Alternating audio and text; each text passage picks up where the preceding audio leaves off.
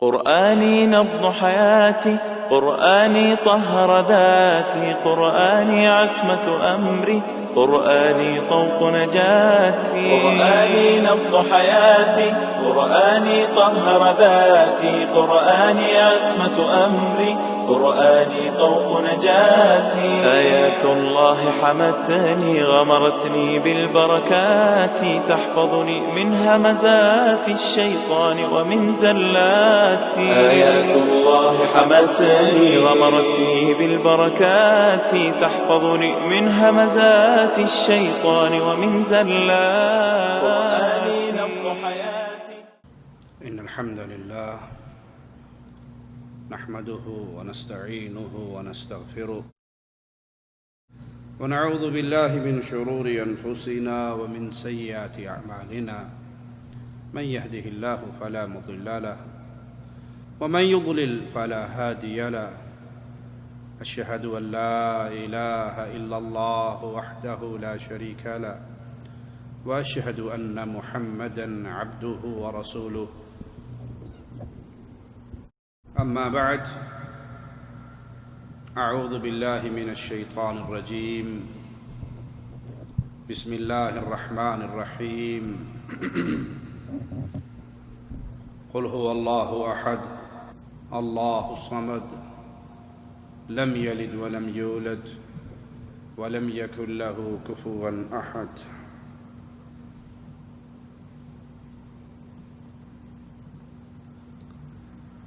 انسان کی زندگی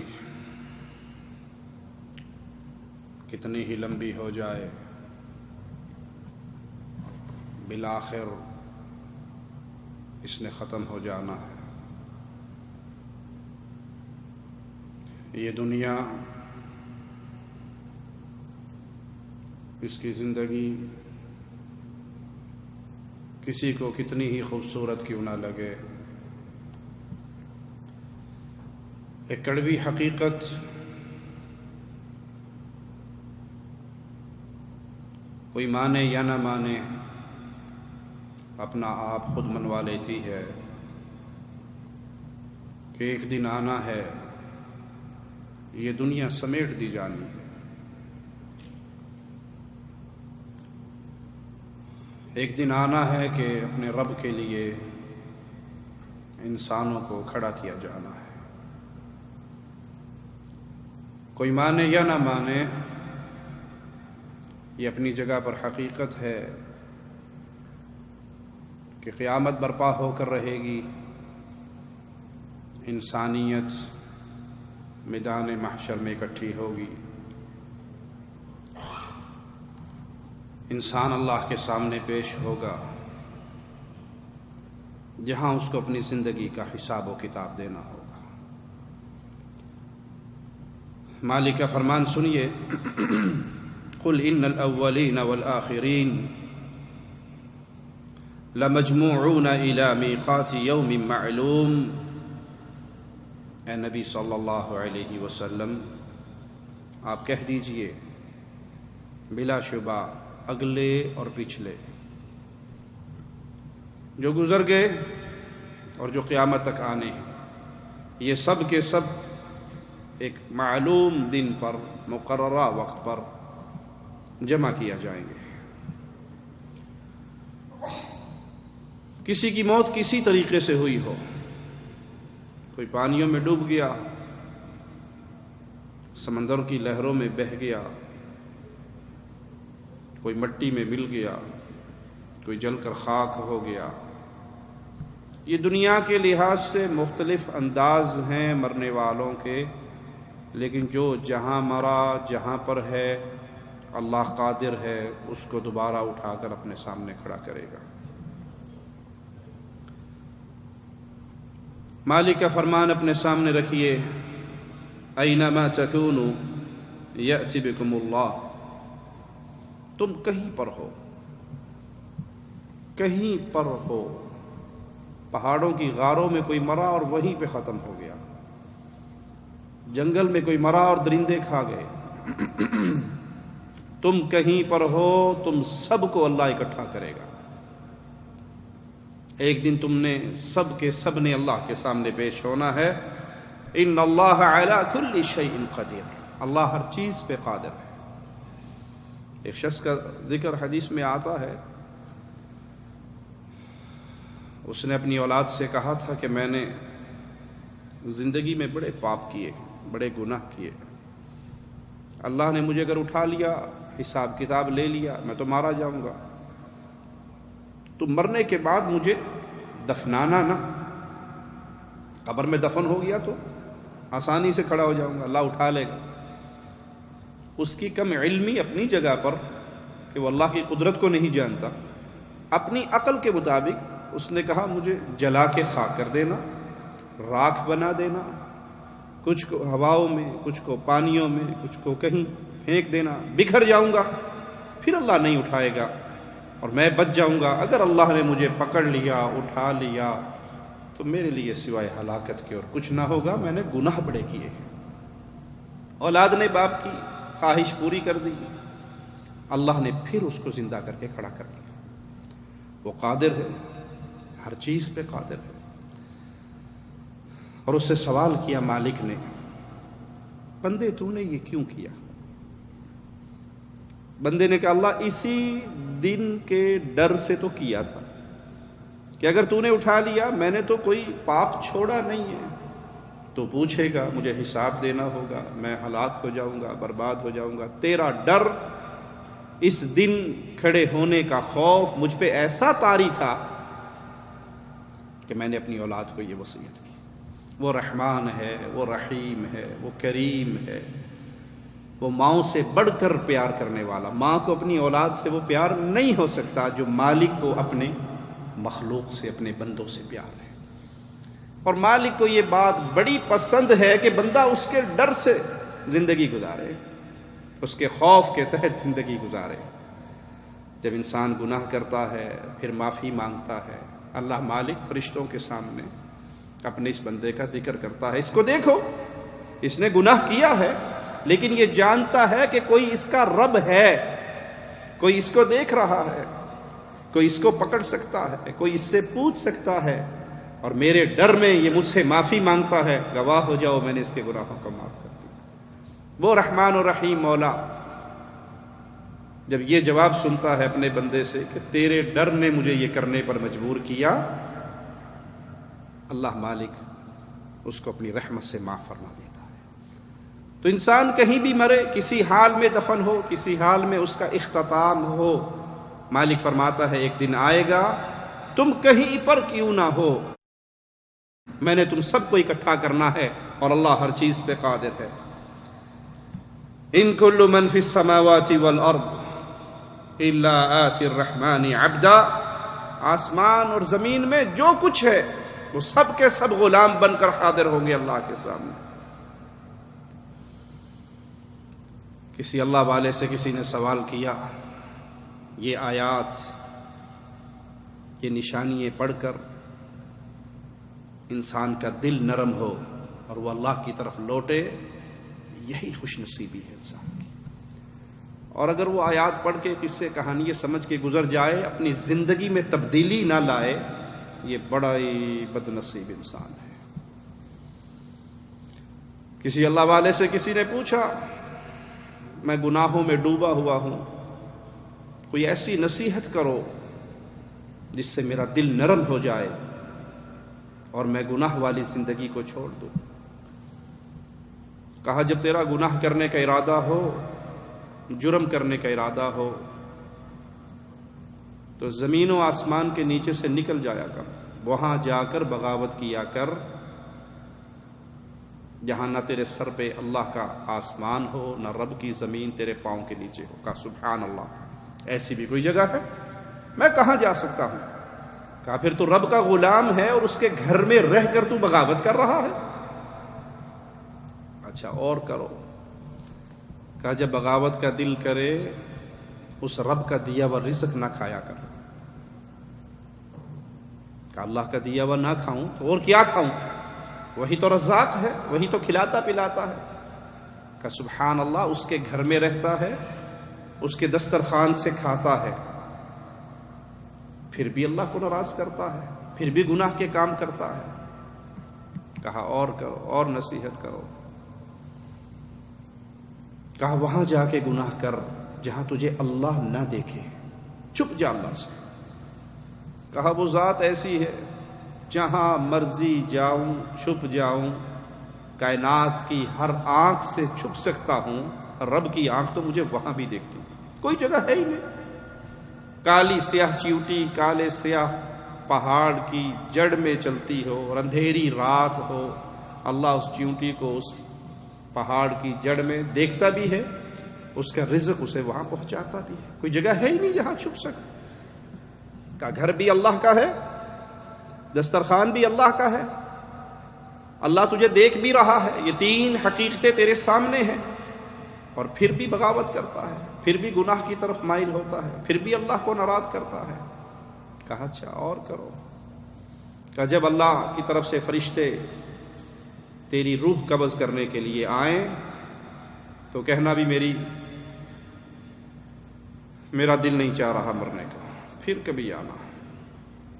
کہ یہ طاقت کس میں ہے؟ وَلَن يُؤَخِّرَ اللَّهُ نَفْسًا إِذَا جَاءَ أَجَلُهَا. وقت آ جائے تو ایک سیکنڈ تقدیم و تاخیر نہیں ہوتی. کہا سبحان اللہ، یہ ساری باتیں جانتے ہو؟ اللہ کے گھر میں رہتے ہو، تم اللہ کے غلام ہو، اللہ کے گھر میں رہتے ہو، اس کے دسترخوان سے کھاتے ہو، اس کی آنکھ سے بچ نہیں سکتے، چھپ نہیں سکتے. وہ جب تمہیں رنگے ہاتھوں پکڑ لے بچ نہیں سکتے، پھر بھی بغاوت کرتے ہو، پھر بھی وہ کام کرتے ہو جس کو اللہ نے حرام کیا ہے. کہا کچھ اور بتاؤ. کہا جب اللہ کی طرف سے اعلان ہو خذوہ فغلوہ ثم الجحیم صلوہ ثم فی سلسلۃ ذرعها 70 ذراعا فاسلکوہ، اس کو پکڑ لو، اس کو 70 گز لمبی زنجیروں میں جکڑ دو، گھسیٹ کے اس کو اوندے منہ کر کے جہنم میں پھینک دو. تو کہنا کہ نہیں، میرا پروگرام جہنم میں جانے کا نہیں ہے، میرا پروگرام تو جنت میں جانے کا ہے. فرشتوں سے ہاتھ چھڑوانا اور بھاگ کے جنت میں چلے جانا. کہا یہ طاقت کس میں ہے؟ یہ کون کر سکتا؟ یہ اختیار تو کسی کے پاس نہیں. کہا یہ یقین ہے تجھے؟ کہا ہاں یقین ہے. کہا پھر تیری بدنصیبی پہ روؤں؟ تو اللہ کا غلام ہے، اس کے گھر میں رہتا ہے، اس کے دسترخوان سے کھاتا ہے، اس کی آنکھ کے سامنے ہے. وہ تجھے پکڑ لے تو بچ نہیں سکتا، وہ تجھے موت دے تو بھاگ نہیں سکتا، وہ تجھے سزا کے طور پہ جہنم میں ڈال دے، تیرے لیے چھٹکارے کا کوئی دروازہ نہیں ہے. یہ سب کچھ جانتے ہوئے پھر تو اللہ کی بغاوت کرتا ہے، پھر حرام جگہ پہ منہ مارتا ہے، پھر حرام کو پکڑتا ہے، حرام سنتا ہے، حرام دیکھتا ہے، حرام کھاتا ہے. وہ کہتا ہے میں آپ کے ہاتھ پر توبہ کرتا ہوں، اپنے رب کو گواہ بناتا ہوں، آج کے بعد میں بغاوت کا راستہ ترک کر دوں گا. یہی مالک یہاں فرما رہا ہے، جو کچھ ہے وہ غلام بن کے رحمان کے سامنے پیش ہو جائے گی. لقد احصاہم وعدہم عدا. اللہ نے ان کو گن رکھا ہے. کوئی چیز ایسی نہیں ہے جو اللہ کے علم سے باہر ہو، کوئی چیز ایسی نہیں ہے نعوذ باللہ جسے اللہ بھول گیا. اللہ اپنی مخلوق کو جانتا ہے، ان کی تعداد کو جانتا ہے، اور ہر چیز فردن فردن قیامت کے دن اللہ کے سامنے پیش ہوگی. کہنے کو یہ جملہ ہے، سننے کو بھی ایک جملہ ہے، لیکن اگر تنہائی میں اللہ توفیق دے مجھے اور آپ کو بیٹھ کر سوچنے کی کہ قیامت کی یہ پیشی بڑی شدید ہے جہاں فردن فردن بندے نے رب کے سامنے پیش ہونا ہے، یہی یقین میرے دل میں آ جائے تو میری زندگی تبدیل ہو جائے گی، میری زندگی میں انقلاب آ جائے گا. جس منظر کو رسول اللہ صلی اللہ علیہ وسلم بیان کرتے ہیں، حدیث میں آتا ہے قیامت کے دن جب انسان اللہ کے سامنے پیش ہوگا، اپنے دائیں طرف دیکھے گا، لا یرا الا اعمالہ، اپنے عملوں کے سوا اسے کچھ نظر نہیں آئے گا، نیکیوں کی صورت میں عمل. بائیں طرف دیکھے گا، لا یرا الا اعمالہ، اپنے گناہوں کی صورت میں اعمال نظر آئیں گے. سامنے جھانکے گا، جہنم دہک رہی ہوگی، نہ ادھر کوئی چھڑانے والا نہ ادھر کوئی چھڑانے والا. نہ ادھر کوئی پکڑنے والا نہ ادھر کوئی پکڑنے والا، کوئی بازو پکڑ لے، کوئی ہاتھ پکڑ لے، کوئی دستگیری کے دعوے کرنے والے کوئی آگے، کوئی نہیں ہے۔ سائق و شہید دو فرشتے تو ہیں، ایک ہانک رہا ہے چل اللہ کی طرف، وہ شہید ایک اس کی ڈائری پڑھتا ہوا آ رہا ہے، فعل کذا وکذا فی یوم کذا وکذا علی الارض کذا وکذا، فلاں دن فلاں جگہ پہ کھڑے ہو کے اس نے فلاں فلاں فلاں کام کیے تھے۔ لیکن کوئی ایسا نہیں ہے جو کہہ دے میرا مرید تھا، میرے سلسلے میں تھا، قادری تھا، نقشبندی تھا، چشتی تھا، سہروردی تھا، نذرانے ماہانے سالانے دیا کرتا تھا۔ اس کو چھوڑ دو، کوئی نہیں، تنہا ہے، اللہ کے سوال ہیں، بندے کے جواب ہیں۔ اس وقت تک انسان اپنے قدم کو ہلا نہیں سکے گا جب تک اللہ کے سوالوں کا جواب نہ دے گا۔ کبھی تنہائی میں بیٹھ کے اس منظر کو اپنے سامنے رکھنا، آپ کا ضمیر آپ کو بتائے گا کہ آپ نے کیا کچھ کیا ہوا ہے۔ مرنے سے پہلے پہلے ان کا معاملہ صاف کر لو۔ مالک کا فرمان اپنے سامنے رکھو، وَحَشَرْنَاهُمْ فَلَمْ نُغَادِرْ مِنْهُمْ أَحَدًا، ہم ان سب کو اکٹھا کریں گے، ان میں سے کسی کو نہیں چھوڑیں گے۔ یہ سب کے سب حشر میں اکٹھے ہوں گے، ہم سب کے سب اللہ کے سامنے حشر میں اکٹھے ہوں گے۔ میدان محشر لگے گا، کوئی بھاگ نہیں سکتا، کوئی بچ نہیں سکتا، کوئی سلپ نہیں ہو سکتا، سارے کے سارے اللہ کے سامنے پیش ہوں گے۔ وہ اگلے ہوں، وہ پچھلے ہوں، وہ بڑے ہوں، وہ چھوٹے ہوں، وہ انبیاء اولیاء صالحین ہو یا ظالم لوگ ہوں، وہ سارے کے سارے اللہ کے دربار میں اکٹھے ہوں گے۔ قرآن حکیم کے اس انداز پہ غور کیجئے۔ وَنُفِخَ فِي الصُّورِ فَجَمَعْنَاهُمْ جَمْعًا، سور میں پھونکا جائے گا، پھر ہم ان سب کو جمع کریں گے، ان کا جمع کرنا، سب کو اکٹھے کریں گے۔ صحیح بخاری ہو، صحیح مسلم میں رسول اللہ صلی اللہ علیہ وسلم کا فرمان ہے، ان اللہ یجمع یوم القیامت، اللہ قیامت کے دن اکٹھا کرے گا اولین اور آخرین کو، اگلی پچھلی ساری امتیں، ساری انسانیت اکٹھی ہوگی، اور سب پکارنے والوں کی آواز سن پائیں گے، اور ان پر سب کی نظر پڑے گی۔ یہ دن حقیقی دن ہے، یقینی دن ہے، یہ منظر واقعی برپا ہونے والا منظر ہے، جس میں اگلے پچھلے انسانیت آدم علیہ السلام سے لے کے ان کی آخری اولاد تک سب کے سب اللہ کے سامنے کھڑے ہوں گے۔ اور حال کیا ہوگا؟ پیارے نبی صلی اللہ علیہ وسلم کا فرمان صحیح بخاری میں ہے، یحشر الناس یوم القیامت علی ارض بیضاء، انسانیت اکٹھی ہوگی قیامت کے دن، جیسے میدے کی سفید چپاتی ہوتی ہے، صاف سفید، اس طرح کی زمین ہوگی، اور اس زمین پہ انسانیت کو اکٹھا کیا جائے گا۔ ارض شام یہ میدان محشر بنے گا، یہاں میدان برپا ہوگا۔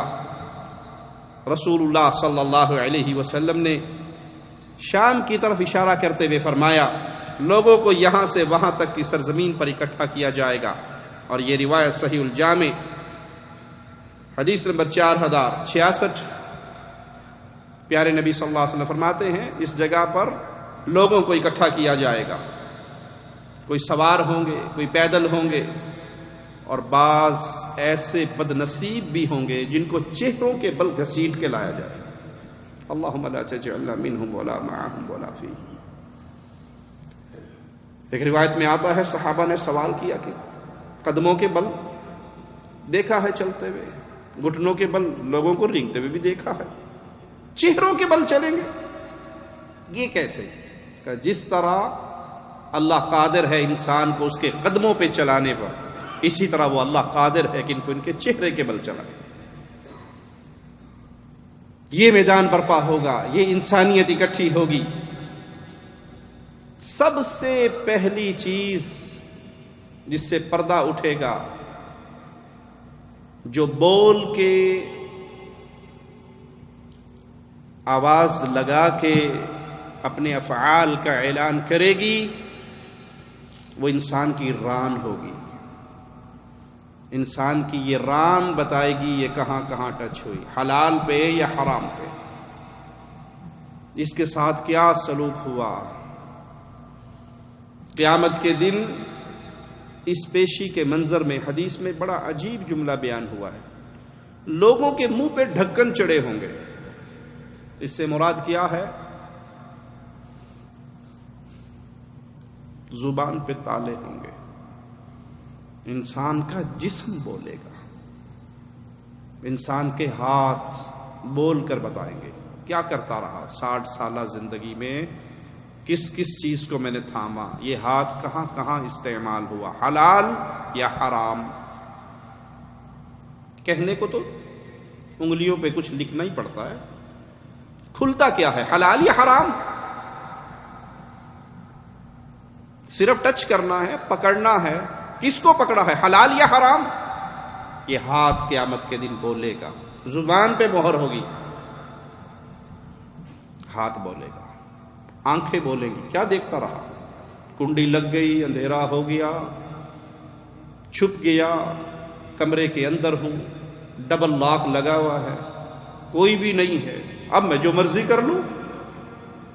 یہ آنکھ بولے گی میں کیا دیکھتی رہی، یہ کان بولیں گے میں کیا سنتا رہا، یہ قدم بولیں گے میں کہاں چل کر جاتا رہا۔ یہ جسم کے اعضاء قیامت کے دن کلام کریں گے، انسان کہے گا، اپنے خلاف گواہی دیتے ہیں، جواب میں کیا کہیں گے، انطقنا اللہ الذی انطق کل شیء، ہمیں آج اس نے بلایا ہے جو جس کو چاہے بلا لے، جس کو چاہے مرضی زبان دے دے، ہم اس کے حکم سے بول رہے ہیں جس کے حکم سے ہر چیز بولتی ہے۔ پیارے بھائی، یہ زندگی اگر ہمیشہ کی زندگی ہوتی کہ اس کے مرنے کے بعد پھر یہی معاملہ ختم، مٹی ہو جانا ہے، پھر تو انسان جو مرضی کرے، آزاد ہے۔ لیکن اگر یقین ہے مجھے اور آپ کو کہ یہ زندگی ہمیشہ کی نہیں، مختصر زندگی ہے، پھر مٹی میں ملنے کے بعد ہم مٹی نہیں ہوں گے، پھر اٹھائے جائیں گے، پھر کھڑے ہوں گے، پھر اللہ کے سامنے پیشی ہوگی۔ تو اللہ کے لیے اپنی زندگی پہ غور کر لو، اپنے 24 گھنٹوں پہ غور کر لو، بستر پہ لیٹتے ہوئے پورے دن کا حساب لگا لو، آج کہاں کہاں کیا کیا ہم نے اللہ کی بغاوت والے کام کیے۔ کیونکہ حدیث بڑی سخت ہے، قیامت کے دن چہروں پہ ڈھکن چڑھے ہوئے ہوں گے، یعنی زبان سے انسان اپنے معاملات کی صفائی نہیں دے سکے گا کہ نہیں یوں نہیں یوں تھا، یوں نہیں یوں تھا، یوں نہیں یوں تھا۔ وہاں جسم کا ہر عضو بول کے بتائے گا کدھر حلال اور کدھر حرام، کیا کیا اور کیا نہیں کیا۔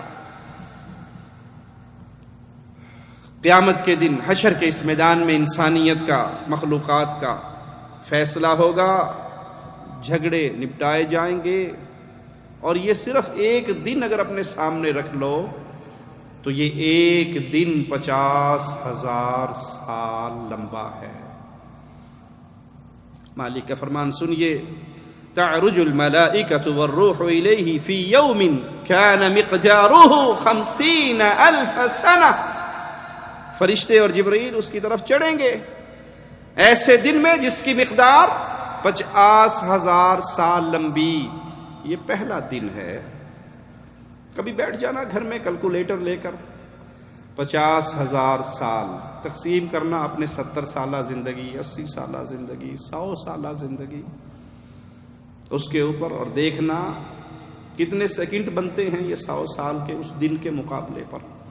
اگر وہ ایک دن ہوتا، چلو 50,000 سال لمبا ایک دن ہوتا اور معاملہ ختم ہو جاتا، تب بھی کوئی شاید سوچ لیتا، لیکن وہ تو پہلا دن ہے، وہاں تو موت کو ذبح کر کے اعلان کر دیا جائے گا، موت کو موت آ گئی۔ اب کسی کو موت بھی نہیں آنی، جو جنت میں ہے ہمیشہ کی جنت، جو جہنم میں ہے ہمیشہ کی جہنم۔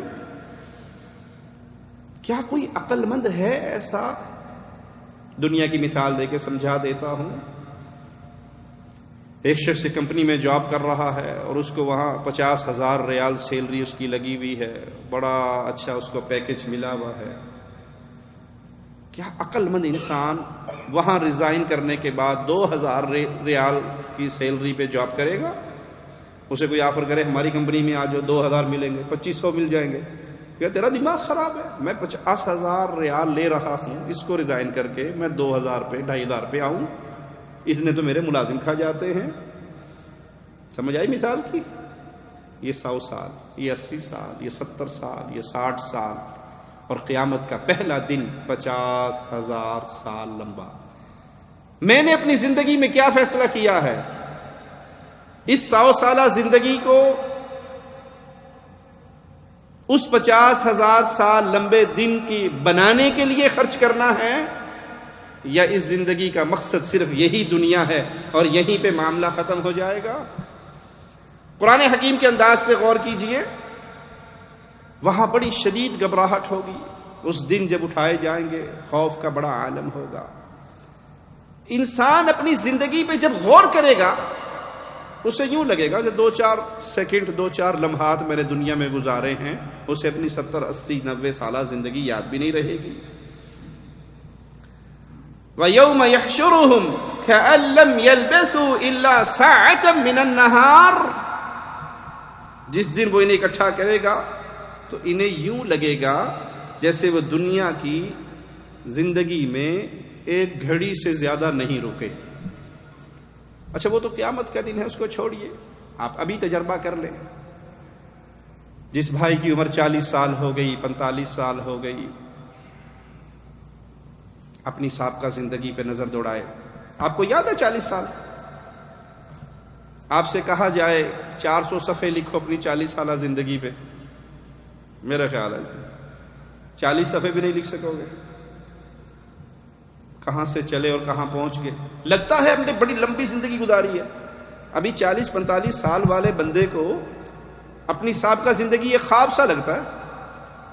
کبھی میٹرک میں تھے، کبھی ایف اے میں تھے، کبھی 16 سال کے تھے، 20 سال کے تھے، 25 سال، چند باتیں یاد ہوں گی، موٹی موٹی خاص باتیں، باقی ختم ہے، بھول گئی۔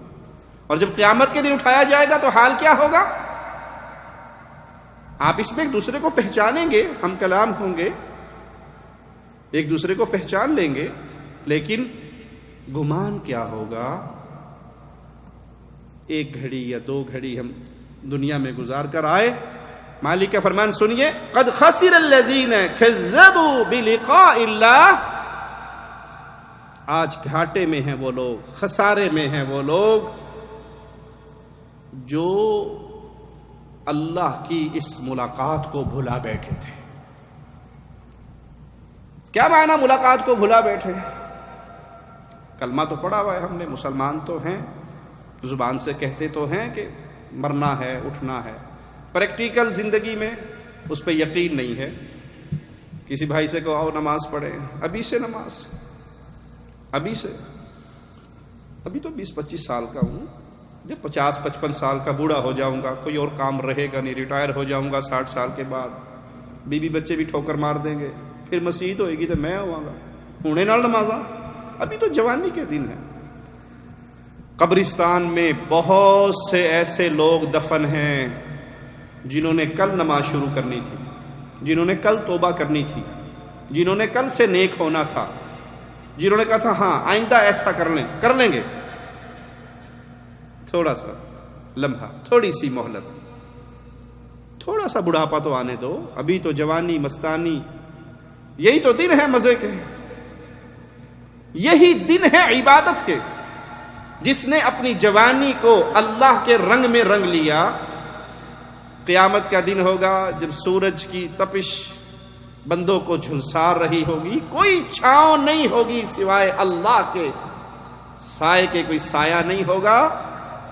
اس نوجوان کو بلایا جائے گا جس نے اپنی نوجوانی کو رب کی عبادت میں گزارا ہوگا، اور اسے بلا کر اللہ اپنے عرش کے سائے کے نیچے کھڑا کر دے گا۔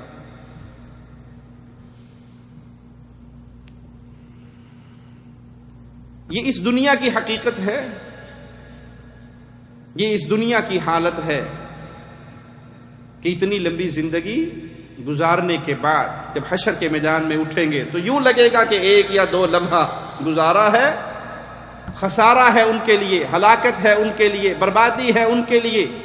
جنہوں نے آخرت کی اس ملاقات کو بھلا دیا تھا۔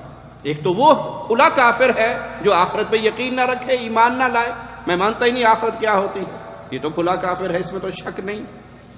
اور ایک وہ ہے جو زبان سے کہتا ہے کہ ہاں مرنا ہے، اٹھنا ہے، لیکن اس کی زندگی بول بول کر کہہ رہی ہے کہ ایسی کوئی بات نہیں، تیاری نہیں ہے۔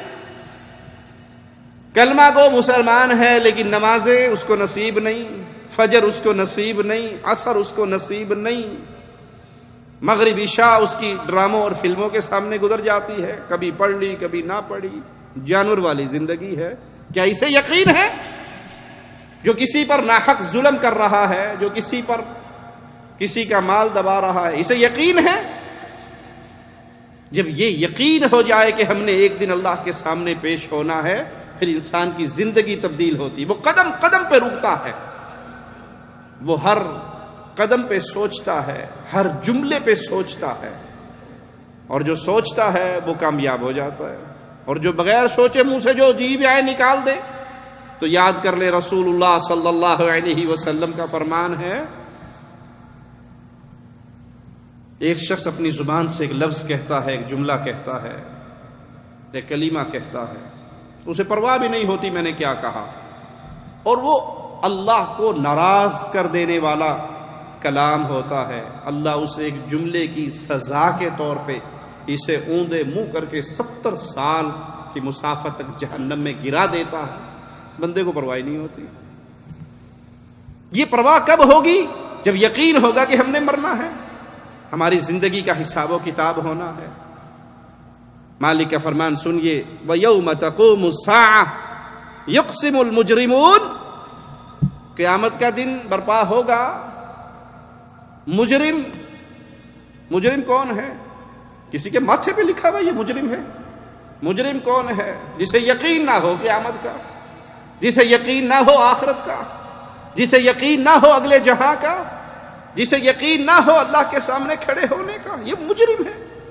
اس کو پیدا اللہ نے کیا، اس کو رزق اللہ نے دیا، اس کو عزت اللہ نے دی، اس کو مال اللہ نے دیا، اس کو دنیا میں اللہ نے بھیجا، دنیا کی نعمتیں اس کے لیے اللہ نے پیدا کی، لیکن یہ مجرم سوچتا ہی نہیں ہے میں دنیا میں آیا کیوں، یہ سمجھتا ہے 2 + 2 4، 4 + 4 8، 8 بس یہی کام ہے، کھانا پینا، بچے پیدا کرنا، سو لینا، صبح اٹھ کے پھر ڈیوٹی پہ چلے جانا، پھر سارا وہ روٹین کی زندگی مشین چل رہی ہے۔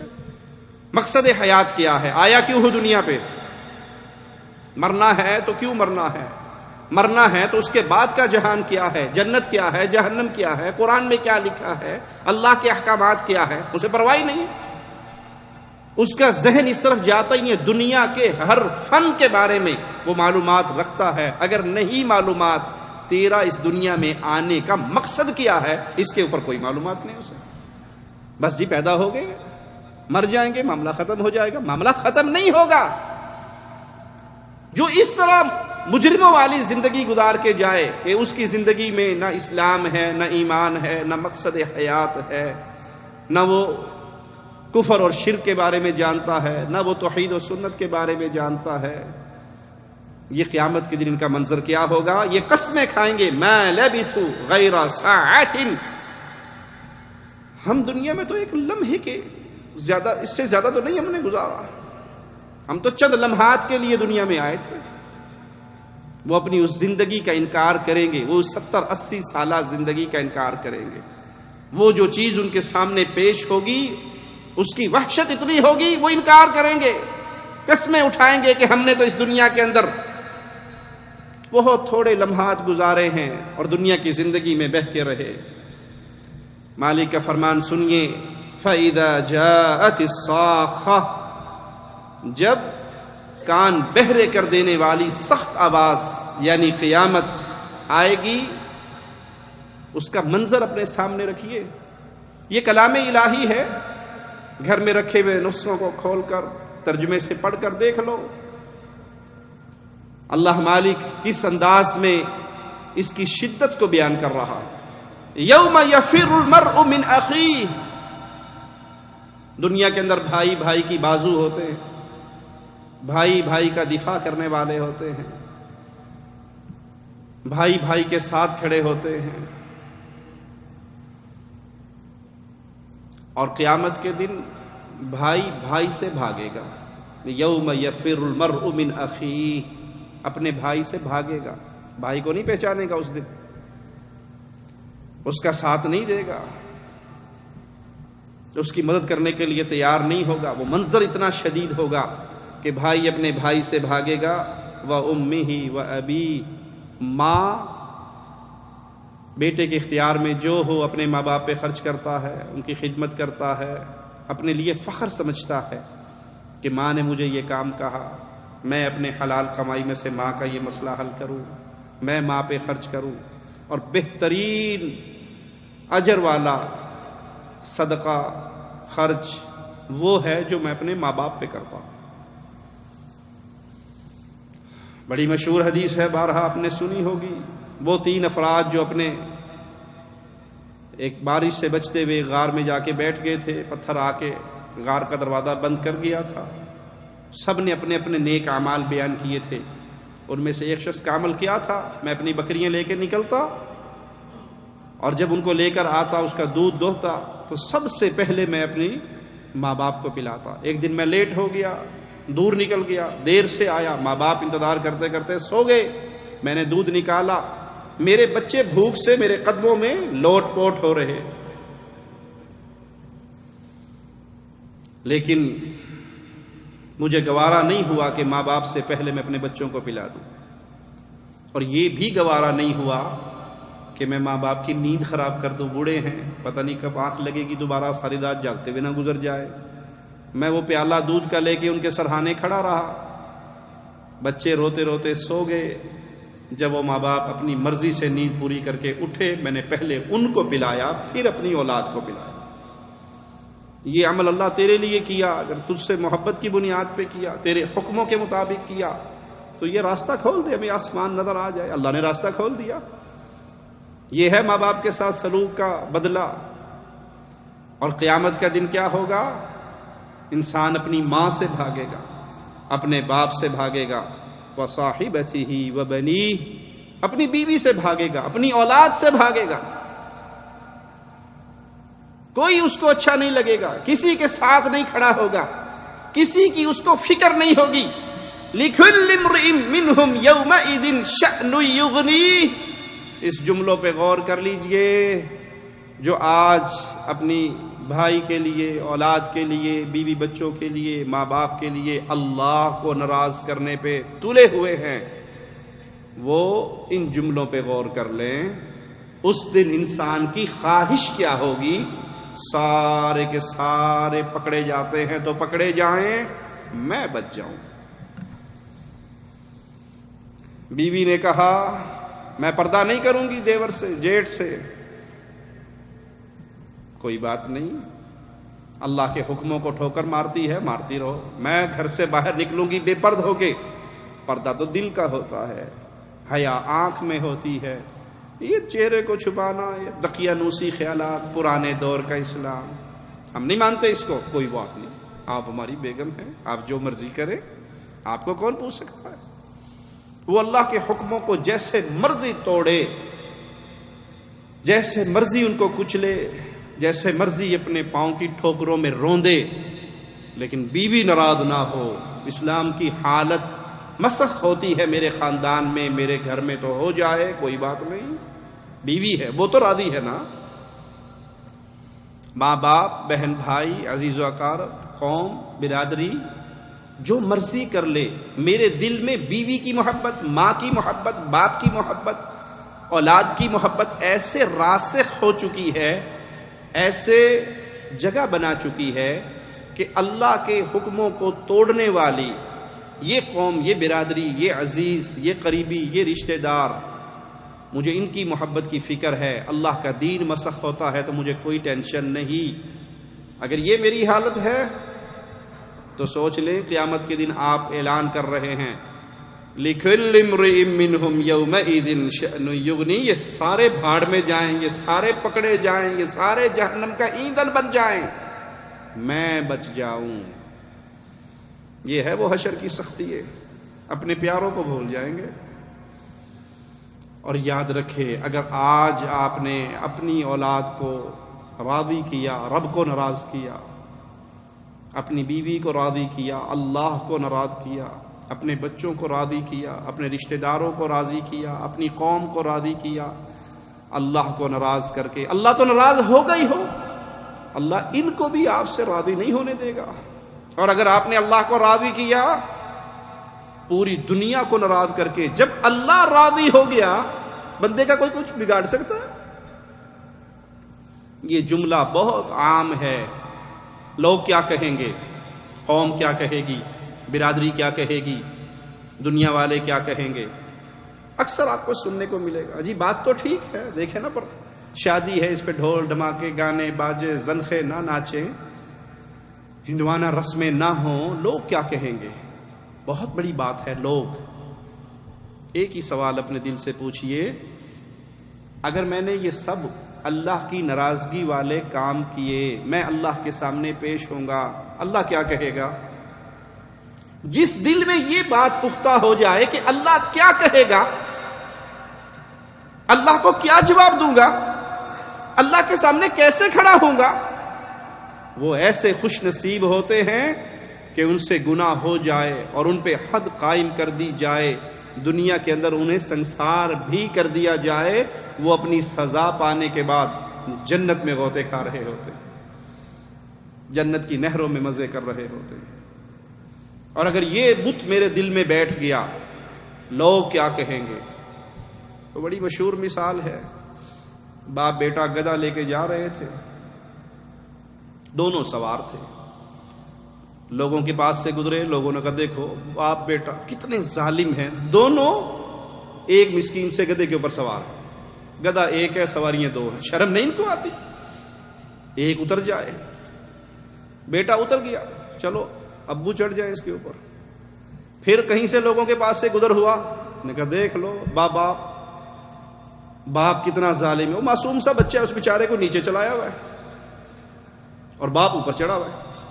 اس باپ کو شرم نہیں آتی کہ بچہ پیدل چل رہا ہے، تھک جائے گا، کمزور ہے، ٹانگیں کمزور ہیں، باپ نیچے اتر گیا، بیٹے کو اوپر چڑھا دیا۔ پھر کچھ لوگ ملے، نے کہا اولاد آج دور کی بڑی نافرمان ہے، بوڑھے باپ کو نیچے چلا رہا ہے اور بیٹا اوپر بیٹھا ہوا ہے، ہٹا کٹا جوان، وہ بوڑھا نیچے چل رہا ہے، بیٹا اوپر بیٹھا ہوا ہے، دونوں نیچے اتر کے بیچارے کہ یہ نہیں جینے دیں گے کسی طرح بھی۔ اب دونوں پیدل جا رہے ہیں، پھر کہیں سے لوگوں کے پاس سے گزرے، کہ پاگل نہیں ہے، سواری ان کے پاس ہے اور پیدل جا رہے ہیں، وہ دونوں رل کے کھوتا سرتے چک لیا کہ آخری کام تو یہی بچا تھا، گدھے کو اپنے اوپر اٹھا لیں۔ اگر آپ یہ چاہیں کہ آپ لوگوں کو راضی کر لیں، کبھی نہیں ہو سکتا، امپاسبل۔ ایڑی چوٹی کا زور لگا لیں کہ کوئی آپ پہ انگلی نہ اٹھائے، کوئی آپ پہ اعتراض نہ کرے، ناممکن ہے۔ ہاں آپ اللہ کو راضی کر لیں، آپ اللہ کو راضی کر لیں، لوگ ناراض ہوتے ہیں، ہو جائے، قوم دشمن بنتی ہے، بن جائے، ساری دنیا مل کے آپ کا بیڑا غرق کرنا چاہے اور آپ نے اللہ کو اپنا بنا لیا ہو، اللہ کی قسم کوئی آپ کو کوئی نقصان نہیں پہنچا سکتا۔ تو یہ حشر کا میدان ہے، یہ میدان محشر ہے جہاں انسان اپنی بیوی بچوں سے، آل اولاد سے، دنیا والوں سے بھاگے گا، جان چھڑائے گا، اور خواہش کیا ہوگی؟ مالک کا فرمان سنیے، یبصرونہم، حالانکہ وہ ان کو دکھلا دیے جائیں گے، یود المجرم لو یفتدی من عذاب یومئذ ببنیہ، اس دن خواہش کیا ہوگی مجرم کی، اس کے بیٹے کو اس کی جگہ پہ پکڑ لیا جائے، اس کی جان بچ جائے، وصاحبتہ وأخیہ، اس کی بیوی کو پکڑ لیا جائے، اس کی جان بچ جائے، اس کے بھائی کو پکڑ لیا جائے، اس کی جان بچ جائے، وفصیلتہ التی تؤویہ، وہ خاندان جو اس کو پناہ دیا کرتا تھا سارا خاندان پکڑا جائے اور یہ اکیلا بچ جائے، ومن فی الارض جمیعا ثم ینجیہ، بیٹے سے اگر کام نہیں بنا، بیوی سے کام نہیں بنا، برادری سے کام نہیں بنا، زمین میں جتنے ہیں وہ سارے کے سارے جہنم میں چلے جائیں، میں اکیلا بچ جاؤں۔ یہ خواہش ہوگی قیامت کے دن۔ اللہ کے حکموں کو اپنے گھروں میں سرنگو نہ کیا کریں، اللہ کے حکموں کو قربان نہ کیا کریں۔ آپ کو سمجھ آ جائے کہ یہ حدیث رسول ہے، شادی کا طریقہ شریعت نے یہ بتایا ہے، غمی کے موقع پہ شریعت کا یہ حکم ہے، کاروبار کے موقع پہ شریعت کا یہ حکم ہے، معاشرت کے موقع پہ شریعت کا یہ حکم ہے، بیوی کے حقوق میں شریعت کا یہ حکم ہے، ماں باپ کے حقوق میں شریعت کا یہ حکم ہے، پڑوسی کے تعلقات میں شریعت کا یہ حکم ہے، مسلمان بادشاہ کے لیے اس کے حقوق میں شریعت کا یہ حکم ہے۔ جتنی احادیث آپ تک پہنچ جائیں، آنکھیں بند کر کے صرف ایک سوال سامنے رکھا کریں، کہیں میں نے اس حکم کو توڑا تو میرا اللہ مجھ سے ناراض نہ ہو جائے۔ جس سے اللہ ناراض ہو گیا اس کا دنیا آخرت سب برباد ہو گئی۔ اور اگر آپ نے اللہ والے معاملے کو، اسلام والے معاملے کو پس پش ڈال کے لوگوں کو راضی کرنے کی کوشش کی تو دیکھ لیں قرآن کیا کہتا ہے، وَمَن فِي الْأَرْضِ جَمِيعًا، زمین کی ساری مخلوق آج جہنم میں چلی جائے اور میں اکیلا کسی طرح بچ جاؤں، لیکن یہ زبان کے جملے ہیں، پریکٹیکل نہیں ہو سکتا۔ آپ نے اگر جہنم سے بچنے کے لیے اس دنیا میں تیاری کی ہوگی تو بچ جاؤ گے، اور اگر آپ نے یہ سوچا کہ اے جہاں میٹھا اگلا جہاں کہیں ڈٹھا، کون اٹھے گا، کون، کیسا حساب، کیسا کتاب، کیسی باتیں، یہ سب تو کہانی اور قصے اور ڈائلاگ اور ڈرامے اور فلمیں، الف لیلا کی کہانی ہے۔ اگر یہ ماجرا رہا تو پھر ہلاکت اور بربادی سے انسان کو کوئی نہیں بچا سکتا، کیونکہ وہ دن بہت دہشت والا دن ہے، بہت خوف والا دن ہے۔ مالک کا فرمان سنیے، اِنَّا نَخَافُ مِن رَبِّنَا يَوْمًا عَبُوسًا قَمْطَرِيرًا، ہم ڈرتے ہیں اس دن سے جو چہروں کو بگاڑ دینے والا دن ہوگا۔ نیک انسان جب نیکی کرتا ہے تو وہ نیکی کرتے ہوئے کیا کہتا ہے؟ کسی کو کھلا رہا ہے، کسی کو پلا رہا ہے، کسی پہ خرچ کر رہا ہے، کس لیے؟ اس رب سے ڈرتے ہوئے،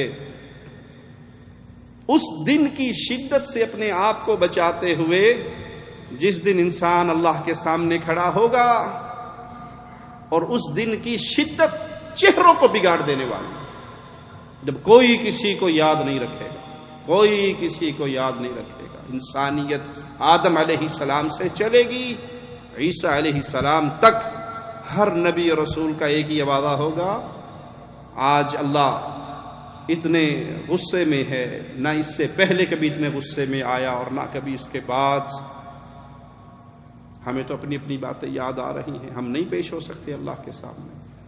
ساری انسانیت چل کے محمد کریم صلی اللہ علیہ وسلم فدا ہو ابی و امی آپ کے پاس آئے گی، آپ کہیں گے ہاں اللہ نے مجھے یہ عزت بخشی ہے کہ میں آج تمہاری شفاعت کروں گا، میں تمہاری سفارش کروں گا۔ جس دن کوئی کسی کے کام نہیں آئے گا، اس دن اگر کام آنا ہے تو وہ یہ آپ کی آج کی زندگی ہے۔ اس زندگی کو ٹٹول لیں، اس زندگی کو سنوار لیں، اس دنیا کے مقصد کو پہچان لیں۔ ہماری باتوں سے کوئی یہ معنی نہ نکالے کہ وہ بستر کندھے پہ رکھے اور سال کے لیے نکل جائے جنگلوں میں اور دریا کے کناروں پہ اور چیلے کشی کرے اور دنیا چھوڑ دے۔ نہیں، یہ مقصد نہیں ہے۔ دنیا کمانا انسان کی ضرورت ہے، یہ ضرورت اللہ نے لگائی ہے، پیٹ اللہ نے لگایا ہے، اور پیٹ لگے ہوئے پیٹ میں بھوک بھی لگتی ہے، اسی لیے رسول اللہ صلی اللہ علیہ وسلم نے اپنے پیٹ پر پتھر باندھے، بھوک لگی تو پتھر باندھے، بھوک لگنا ہماری ضرورت ہے، کما کے پیٹ بھرنا یہ ہماری ضرورت ہے، لیکن یہ ضرورت ہے، مقصد حیات نہیں ہے، زندگی کا یہ مقصد نہیں ہے۔ اگر میں نے اس ضرورت کو مقصد بنا لیا پھر میں ہلاکت کے راستے پہ چل پڑا۔ کیا معنی اس کا کہ ضرورت کو مقصد بنا لیا؟ مجھے آخرت کی فکر نہ ہو، مجھے دین کی فکر نہ ہو، دین سیکھنے کا ہم اور غم نہ ہو، دین ہے کیا، حق کیا ہے، سچ کیا ہے، یہ سوچ میرے دل میں کبھی پیدا نہ ہو۔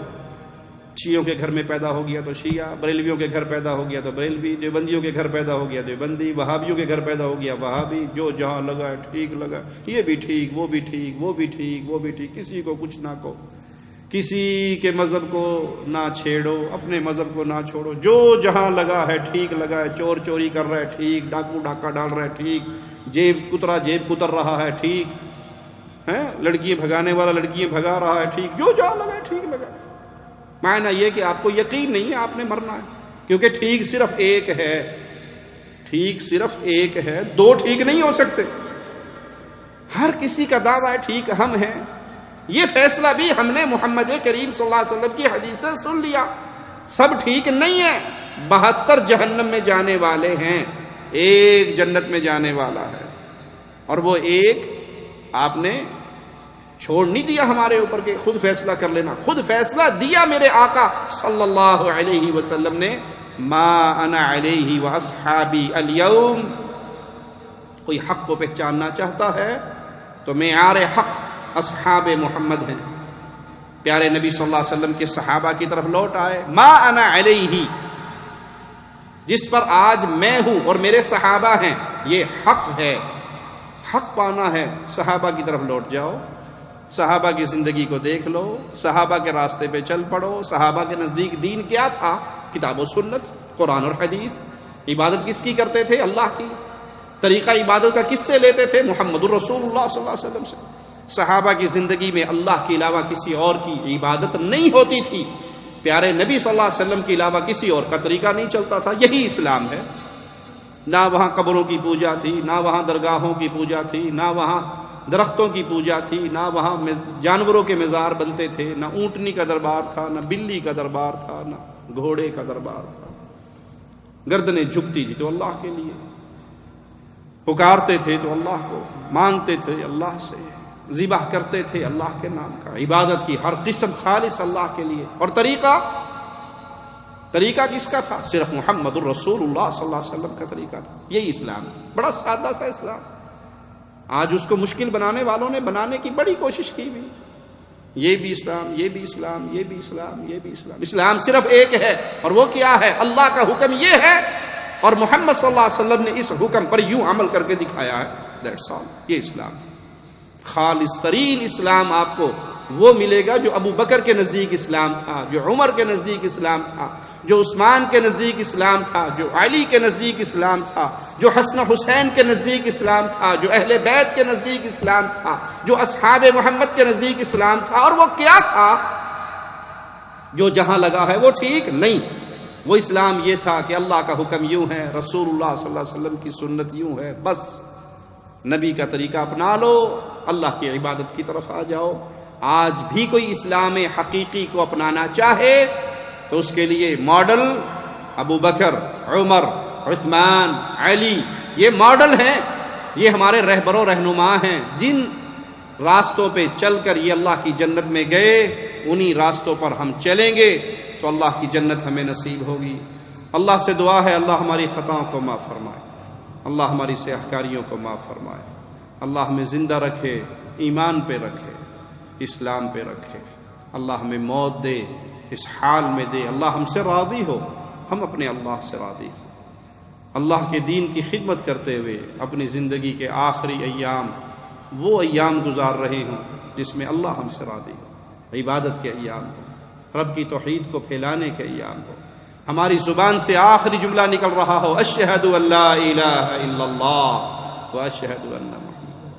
سن ہمارے مولا، سن ہمارے داتا، ہم فقیر تیرے، تو ہے شہنشاہ. نہ کسی کے ہاتھ میں جزا سزا، تیرے ہاتھ قدرتوں کی ڈور ہے. دخل دے سکے تیرے نظام میں، کب کسی کے پاس اتنا